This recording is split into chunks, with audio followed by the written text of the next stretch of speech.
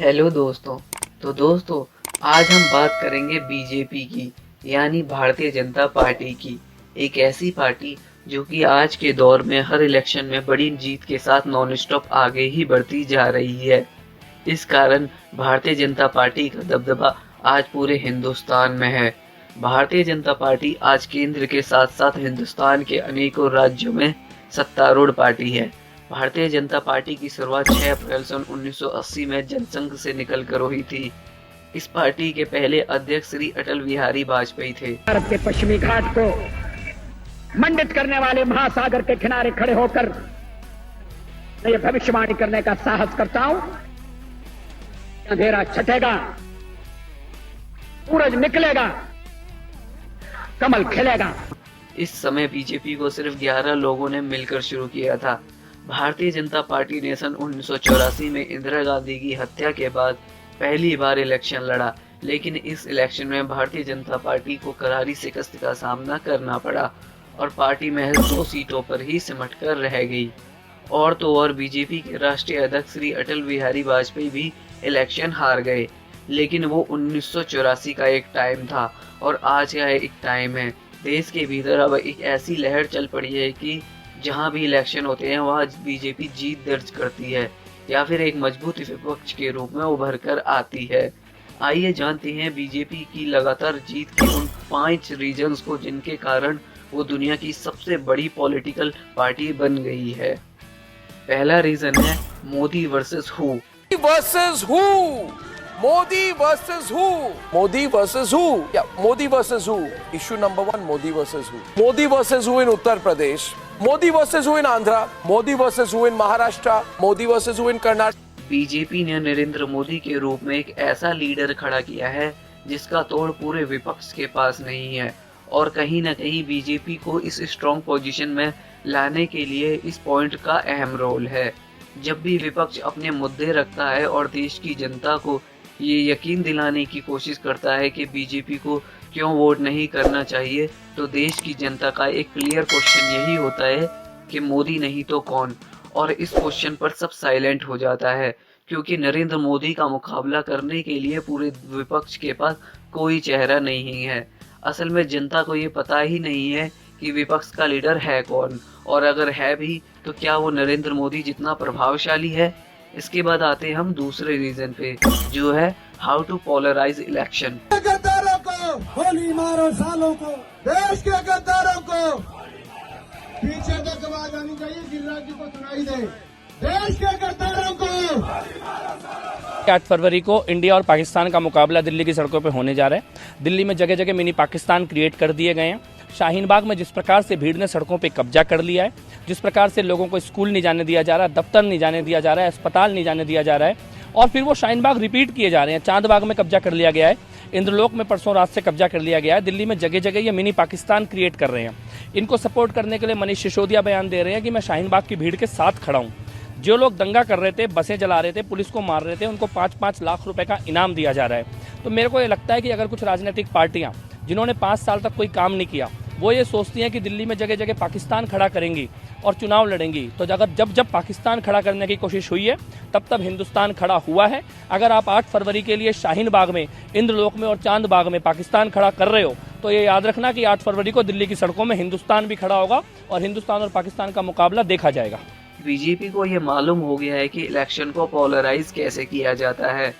इस इलेक्शन को कैसे सांप्रदायिक या फिर धार्मिक रूप से इन्फ्लुएंस किया जाता है। देश भर में मुसलमानों को भी कह रहा हूँ कि हिंदुस्तान में जहाँ पर भी भारतीय जनता पार्टी का शासन आया, किसी एक मुसलमान के साथ भी कभी अन्याय। साफ तौर पर बीजेपी के नेताओं द्वारा एक धर्म विशेष के अगेंस्ट में लगातार बयानबाजी करना और एक दूसरे धर्म को लगातार सपोर्ट करना ये दिखाता है कि ये बीजेपी का एक मजबूत हथियार है, जिसको वह बहुत ही समझदारी से यूज करती है। राम मंदिर का निर्माण करना हो या फिर 3 तलाक जैसी प्रथा को खत्म करना, अपने ऐसे ही ब्रेव डिसीजंस के कारण बीजेपी ने अपना एक बहुत ही स्ट्रॉन्ग वोट बेस बना लिया है, जो बीजेपी को हर इलेक्शन में जीतने में हेल्प करता है। इसके बाद आता है थर्ड रीजन, बीजेपी का आईटी सेल। मेरा नाम शशि कुमार है, मैं भाजपा आईटी विभाग का क्षेत्रीय संयोजक हूँ। बीजेपी पर आरोप लगते रहते हैं कि बीजेपी के पास 150-200 लोगों का आईटी सेल है, जो कि बीजेपी के सारे सोशल मीडिया अकाउंट्स को कंट्रोल करता है। जब कोई भी इंसान बीजेपी के खिलाफ ट्विटर या फिर किसी और सोशल मीडिया प्लेटफॉर्म पर कोई पोस्ट डालता है तो ये 150-200 लोगों की ट्रोल आर्मी उसके पीछे पड़ जाती है और उसके अगेंस्ट में हैशटैग चलने लगते हैं। हालांकि अभी तक ये पूरी तरह से साफ नहीं हो पाया है कि वो ट्रोल आर्मी है कौन, लेकिन कहीं ना कहीं 150-200 लोगों का ये आईटी सेल भी इलेक्शंस में बीजेपी को इनडायरेक्टली बेनिफिट पहुंचाता ही है।